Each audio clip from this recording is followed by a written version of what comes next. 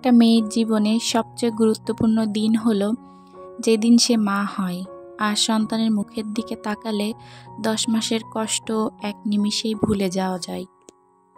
আসসালামু আলাইকুম, নতুন একটি ভিডিওতে সবাইকে স্বাগত। আশা করি যে যেখান থেকে আমার ভিডিওটি দেখছেন সবাই আল্লাহর রহমতে ভালো আছেন, সুস্থ আছেন। আমরাও আল্লাহর রহমতে ভালো আছি, সুস্থ আছি। আজকের ব্লগটি আমার মেয়ের জন্মদিনের ব্লগ, আর সেই দিন আমি সারাদিন কি করেছি সেটাই মূলত এই ভিডিওতে শেয়ার করব। আর এটা ছিল জুনের 20 তারিখে।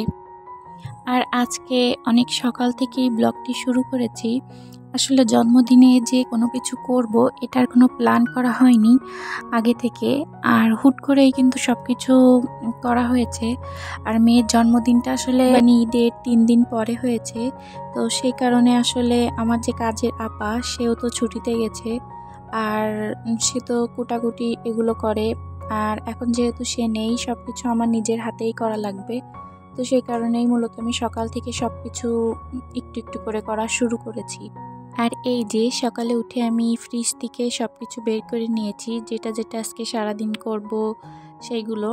তো দুধ এবং মাংস আমি ভিজিয়ে রেখেছি, আর তারপরে আমি চলে এসেছি আমার বেডরুমের বেড কভারটি চেঞ্জ করার জন্য। আর মেয়ের জন্মদিনের 3 দিন আগে যেহেতু ঈদ ছিল, ঈদ উপলক্ষে তো বাসাটা গোছানোই ছিল, এখন অত একটা কষ্ট করা লাগবে না। তো সে কারণে আমি প্রথমে শুধু আমার বেডরুমের বেড কভারটি চেঞ্জ করে নিচ্ছি, আর প্রত্যেকটা ফার্নিচারের উপরে শুধু একটু ঝেড়ে মুছে পরিষ্কার করে নিব। তো এখন আপনাদের সাথে একটি কমেন্ট আমি শেয়ার করব। আমার গত ভিডিওতে শামিমাস ব্লগ রেসিপি চ্যানেল থেকে শামিম আপু কমেন্ট করেছিল আমার ভিডিওতে। আমার এর আগের ভিডিওতে যে আমার বেডরুমের ছোট্ট একটি ফুটেজ শেয়ার করেছিলাম, তো সেটাতে দেখাচ্ছিলাম আমার বেডের উপরে একটা পুতুল আছে। তো সেটা দেখে আপু মূলত কমেন্টটা করেছে। তো আপু লিখেছে, আপু কেমন আছেন? আলহামদুলিল্লাহ আপু, আমি ভালো আছি। তো সে লিখেছে, বিছানার উপরে পুতুল রেখো না আপু, পুতুল রাখা নাকি ঠিক না। তো আসলে আপু ঠিক কথাই বলেছেন, আপনার কথাটা আসলে ভালোই লাগলো, আর মাথায় রাখবো। পুতুলগুলো আর বিছানার উপরে রাখবো না। আর পুতুলগুলো যে আসলে নিজেরা কেনা হয়েছে এমনটা না, খুব কম পুতুলই কেনা হয়েছে সায়দার জন্যে। 2টা কি 3টা পুতুল আমরা কিনেছি, আর বাদবাকি যেসব পুতুল আছে সেগুলো আসলে মেয়ের বিভিন্ন সময় গিফট পেয়েছি। তো সেগুলো আসলে কি করব, আমি তুলেই রেখেছি ওই কমেন্টগুলো পড়ার পর থেকে। আবার হয় কি, অনেক সময় বাইরে বের হলে কারোর হাতে কোনো পুতুল দেখলে সেটা নেয়ার জন্যও বাহানা করে, আর সেটা হোক অনেক পুরাতন কিংবা ছেঁড়া, তারপরেও তার সেটাই লাগবে। তো সেই কারণেও 2-1টা কেনা হয়েছে। তো যাই হোক, এদিকে কথা বলতে বলতে আমার বেডরুমটা সম্পূর্ণ গোছানো হয়ে গেছে, তো সেটারই ফাইনাল লুক শেয়ার করছি। তো এই ভিডিওটা যেহেতু বেশ কয়েকদিন আগের ভিডিও, তো সেই সময় আসলে পুতুলটা রাখা হয়ে গেছে বিছানার ওপর। তো এখন চেষ্টা করব আর না রাখার জন্য।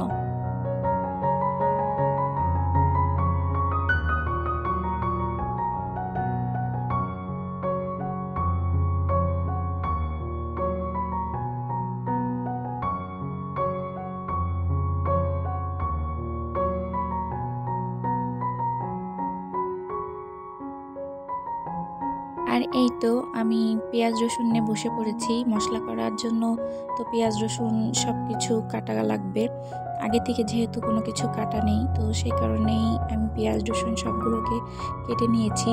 পেঁয়াজ রসুন আদা শুকনা মরিচ আলু, আর এইগুলোকে এখন ব্লেন্ড করে নেব। আর একবার মশলা করা হয়ে গেলে রান্নার ঝামেলা অনেকটাই কমে যায়।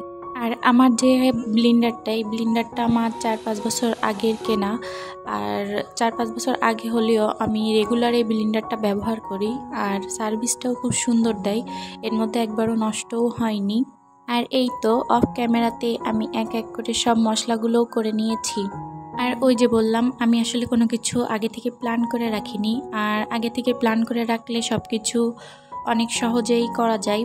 তো এখন আমি ফার্স্টে ডিম ভোনার জন্য ডিমগুলোকে সেদ্ধ দিয়ে দিয়েছি। তারপরে আমি গরুর মাংসটাকে হাতে মাখিয়ে নেব, তারপরে গরুর মাংসটাকে চড়িয়ে দেব। আর গরুর মাংসের মধ্যে আমি পরিমাণ মতো পেঁয়াজ কুচি, আদা বাটা, রসুন বাটা, পেঁয়াজ বাটা, শুকনা মরিচের গুঁড়া, লবণ হলুদ সব কিছু দিয়ে মাখিয়ে কিছুক্ষণ রেখে তারপরে চুলায় তুলে দেব।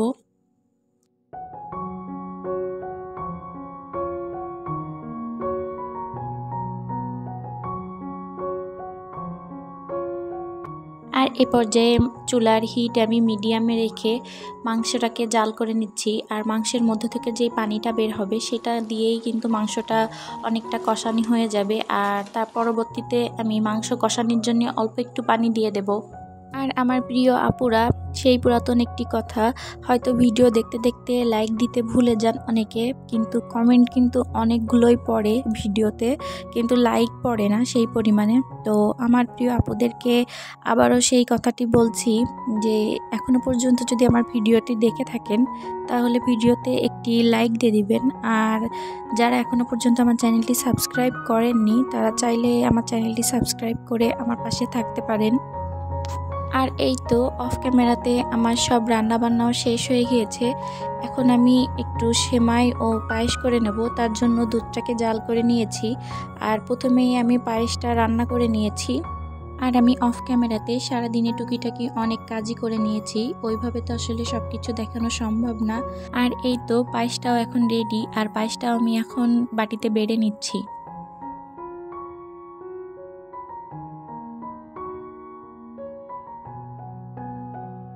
আর এই তো অফ ক্যামেরাতে আমি পায়েসের সাথে সাথে সেমাইও রান্না করে নিয়েছি। আর সেটাই বাটিতে সার্ভ করে নিচ্ছি। তো এটা বাটিতে ঢালার পরে দেখি যে অনেকটাই বেশি হয়ে গেছে। পরবর্তীতে আমি চারকোনা যে বাটিটা তার মধ্যে আমি সেমাইটা সার্ভ করে নিয়েছি। আর এই তো রান্না বান্না সব শেষ হয়ে গেছে। এখন রান্নাঘরটা এবং সব কিছু আমি সুন্দর করে ক্লিন করে নেব, যেহেতু আজকে সারাদিনে অনেকটাই ধকল গিয়েছে। তো প্রত্যেকটা জিনিসের পরেই অনেকটাই ময়লা পড়েছে। তো সেই কারণে সেগুলো আমি একটু পরিষ্কার করে নিচ্ছি।